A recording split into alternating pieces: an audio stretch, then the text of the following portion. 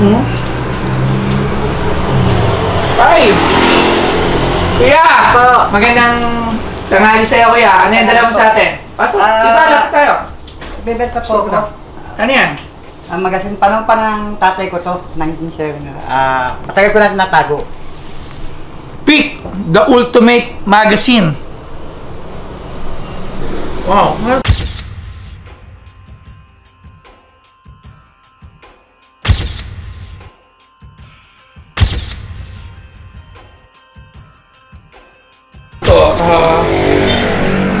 Yan po yung Bold! ng araw po. Imelda versus Minnie versus Nora.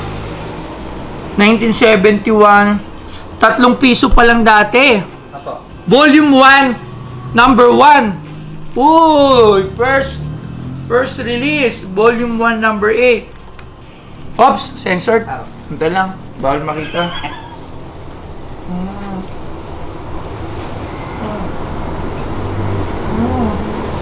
Makakapal pa ang mga ano ah. May mga Nora Honor, Imelda Marcos. Wow. Ganda. Magkano naman ito binibenta? 500 po dalawa. 500 dalawa.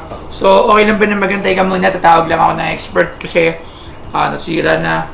Hindi ko alam kung magkano ang price nito. Kasi maganda, volume number 1. Tsaka local magazine nata to. So, antay ka lang dyan. Tatawag mo tayo ng expert. Ganda, mahilig ako sa ganda. Ay, sir, magandang hapon! Sir, magandang hapon, Sir Ramilo. Anong atin? Sir, ito, may magazine siyang dala eh. Wow, Pick Magazine. Hindi ko alam eh, pero nakita ko medyo adult magazine siya.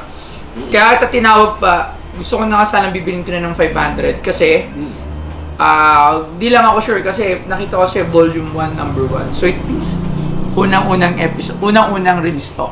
So di ko alam kung magkano worth ito para maging fair din tayo kay tatay. So all yours. Okay, tingnan muna natin. Tingnan natin yan.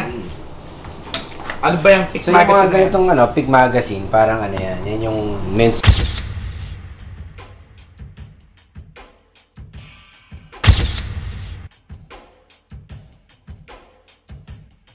magazine ng 1970s. Parang FHM. Parang Playboy. Parang Playboy. Oo. Yung FHM, medyo team pa yun. Alright. Diba? Yan talaga, Ito all out. Meron ding all out dyan. Ayan, tulad yan. Yes. Hindi mo pwedeng pakita. Hindi natin pwede pakita syempre. Pero ang maganda dito sa sa Pick Magazine kasi ano yan, pinattern siya sa Playboy na hindi lang bold, maraming magagandang article sa loob. Na talagang pwede mong basahin. Pinakita nga ako dyan, parang Nora Honor. Ito. Dyan. Ano, Imelda versus Minnie versus Nora.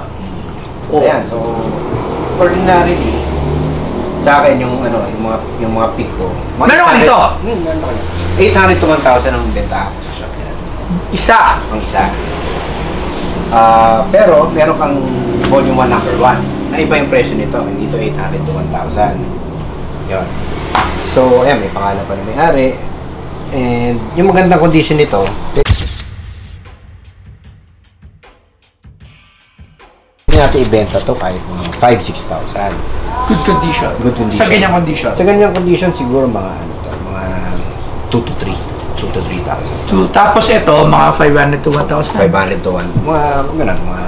Kung bibilin mo siguro mga 500. 300 to 500. Pero maganda to, kasi number 1 siya eh. No? Kasi ito, volume 1 number 1, alam mo naman, pag volume 1 number 1, may mga collector talaga ng na laging mga first hinahanap, editions. yes, oo. Ngayon, bukod sa first edition, Meron na, syempre nga pala, syempre si Pinoy Poster, Bustoyo, dito ako ngayon, pero syempre paalala sa inyong produkto namin, ang Mr. Pini Peanut Butter, ang peanut butter ng mga sikat.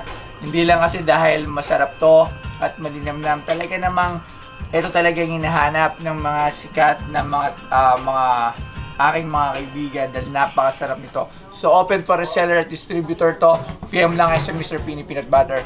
Yes, maraming salamat. Keng. kasi ito, volume 1 number 1, alam mo naman, pag volume 1 number 1, may mga collector talaga ng Na laging mga first hinahanap, editions. yes, oo. Ngayon, bukod sa first edition, Meron mga restoration ng mga ganito? Hindi na to kailangan pa-restore na? Mabibenta na ba to? Mabibili na? well, may nagre-restore pero siyempre, ang restoration is mahal. Mahal mag-restore.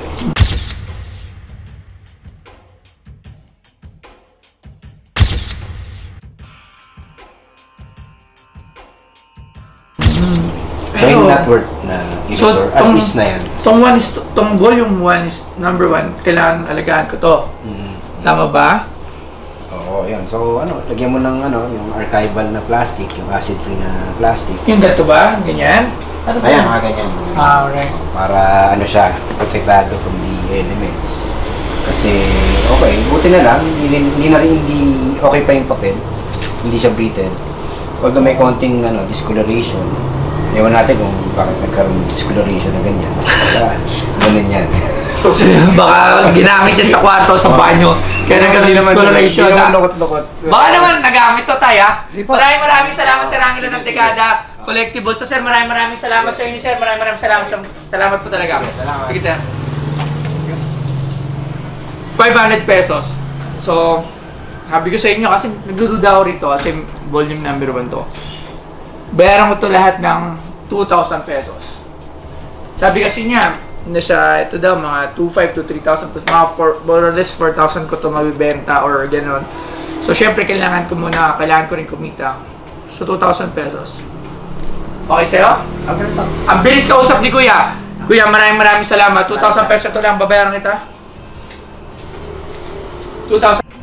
Siyempre siyempre si Pinoy Poster, Boss Toyo, dito ako ngayon pero siyempre paalala sa inyong produkto namin, ang Mr. Pini Peanut Butter, ang peanut butter ng mga sikat. Hindi lang kasi dahil masarap to at malinamnam, talaga namang ito talaga yung hinahanap ng mga sikat na mga aking mga kaibigan dahil napakasarap nito. So open for reseller at distributor to. PM lang kayo sa Mr. Pini Peanut Butter. Yes, maraming salamat. Keng pesos. Yon, Pick Magazine. Yes. Thank you. Hindi ko na-expect na ganun pala kamahal yung magazine na yan. Totally talaga matagal ko na natago yan. Napakamahal. 500 lang yung bebesta ko. Hindi ko na naman nakita ng espekto na talagang may kasisayang pa yung magazine na yan. At maraming salamat po.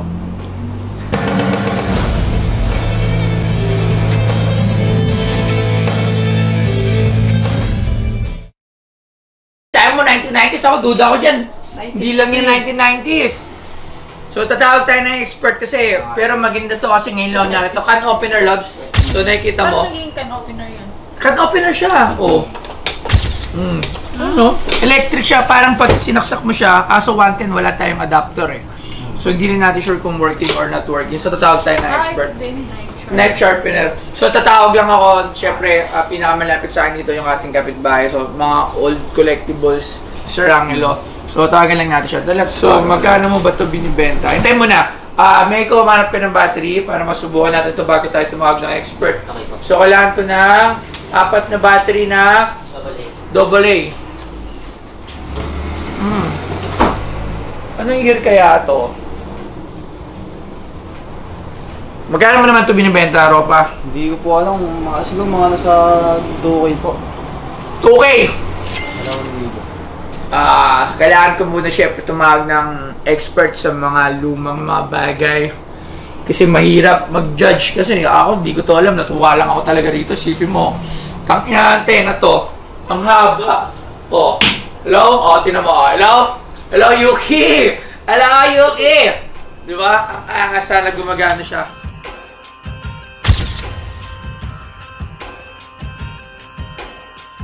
Saan ka? Taga Isimperview. Fairview, lahi mo ha. Saan ka galing? Sa construction kasi napanood ko po yung vlog nyo. Naisipan ko po magbenta. Ang galing. Ang galing. Bilib ako sa'yo, brother. Isang masipag na nilalang. Matagal ka na nag-construction? 14 years. 14 years! Anong expertise mo bilang construction?